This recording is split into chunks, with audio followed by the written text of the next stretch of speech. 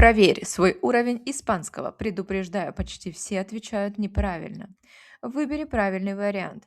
Ayer estuve cansada или ayer estaba cansada. Хорошо подумай. Правильный вариант. Ayer estaba cansada.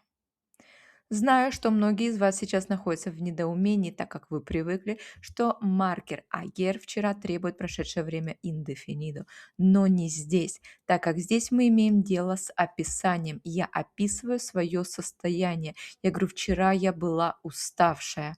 И описание в прошлом. Для этого мы всегда используем прошедшее время imperfecto, несмотря на маркер ayer. Поэтому правильный вариант ayer estaba cansada. Пиши в комментариях, какой вариант выбрал ты и почему. Напоминаю, что сейчас идет набор в группы на интенсивный курс по испанскому языку. Набираются 3 группы. Вся более подробная информация на моем сайте в шапке профиля.